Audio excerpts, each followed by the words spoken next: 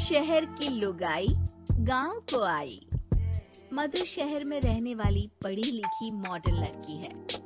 वो और पवन साथ कॉलेज में पढ़ते थे। धीरे धीरे उन दोनों में प्यार हो गया। पर पवन गांव में रहने वाला एक साधारण सा लड़का है। मधु के पिता हमेशा उसे ये बात कहकर ताना देते हैं, तुम वहाँ गांव में कैसे एडजस्ट करोगी? शादी करके तुम गांव तो चली जाओगी, पर अपनी सारी मॉडर्न सोच और चीजें यहाँ शहर में ही रख कर जाना। ये सुनकर मधु को बहुत गुस्सा आता है। तो क्या हुआ अगर वो लोग गांव के हैं? मैं वहाँ जाकर उस घर को बिल्कुल शहर की तरह बना दूंगी। शाम होते ही मधु पवन को वीडियो कॉल करती है। अच्छा हुआ तुमने वीडियो कॉल कर लिया। हाँ, मैं तुम्हें आज अपनी माँ से मिलाता हूँ।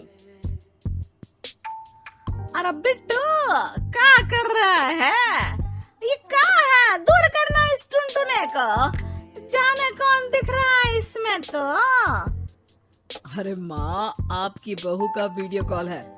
आप इसमें अपनी बहू से आमने सामने बात कर सकती हैं। नमस्ते माँ जी, कैसी हैं आप? अरे जका, ये बहू ने अपने कानों में क्या लगाया है? जो कैसे झुमके हैं?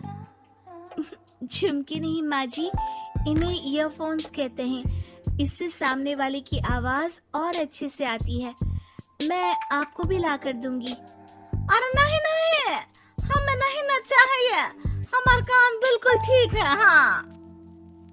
माँ जी की ये बातें सुनकर मधु को अपने पिता की बातें याद आ जाती है और वो उसी वक्त ये ठान लेती है कि वो अपने ससुराल को एकदम मॉडर्न ससुराल बनाकर रहेगी। कुछ दिन बीत जाते हैं। पवन और मधु की शादी हो चुकी है। आज मधु का अपने ससुराल में पहला दिन है। माँ जी, मैं आपके लिए एक तोहफा लाई हूँ। अरे इतना बड़ा तोहफा! अरे क्या लाई है रे इस बड़े से बक्से में? मधु बॉक्स खोलती है। ये क्या है? ये वैक्यूम क्लीनर है। मैंने आपको झाड़ू लगाते हुए देखा तो सोचा अब आपका काम आसान हो जाएगा। अरे वाह बहू वाह, तूने मुझे झाड़ू लगाते हुए देखा तो तू मेरा हाथ से झाड़ू लेकर खुद भी तो लगा सकती थी ना। पर नहीं, तूने तो जे मशीन लाकर मेरे हाथ में दे दी कि यह काम हमेशा मैं ही करूं। ये आजकल की शहरी छोरियां बिल्कुल नहीं बदलेगी।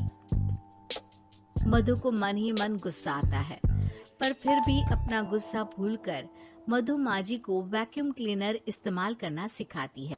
अगले दिन मधु सुबह उठती है तो ये आंगन में से कैसी आवाजें आ रही हैं?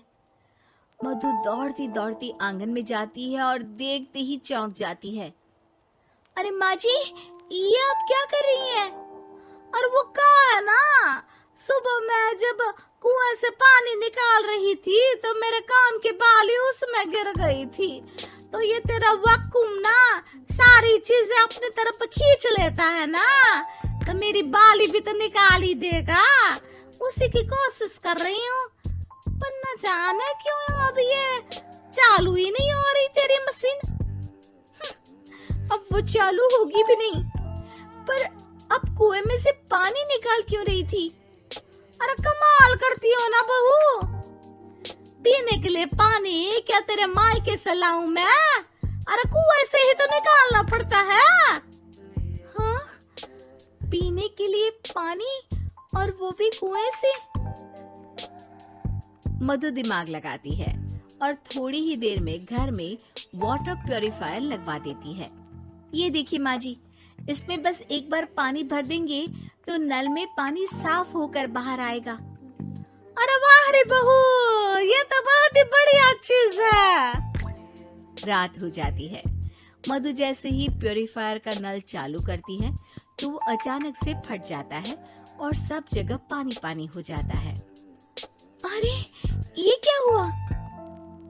ये क्या हो गया? मैंने तो बस इसमें उबला हुआ पानी डाला था ये इतनी जल्दी खराब हो गया? अरे ये सारी शहरी चीजें सब ऐसी ही होती है कबूरी।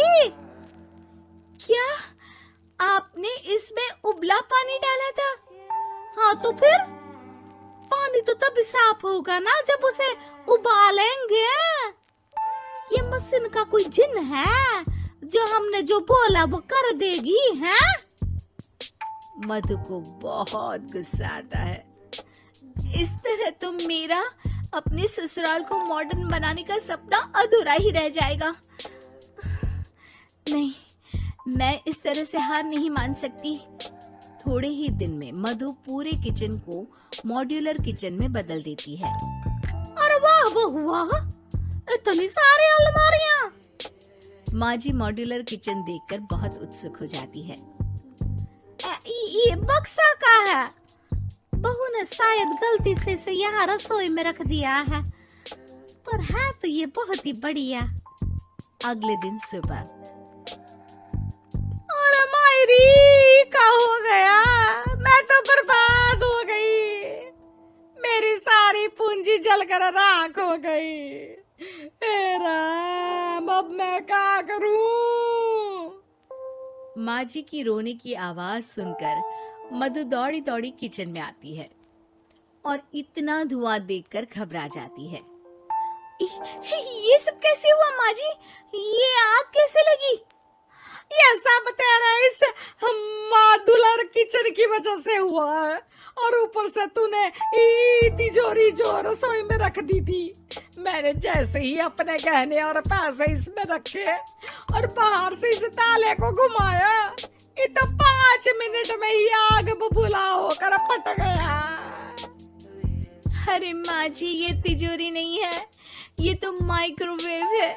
इसमें गहने नहीं रखते, खाना गर्म करने के लिए होता है ये।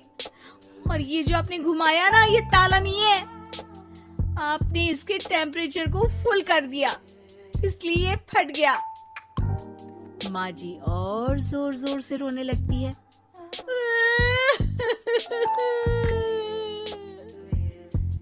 मधु सर पीट लेती है और कसम खाती है कि अब ससुराल को मॉडर्न बनाने की कोई कोशिश नहीं करेगी।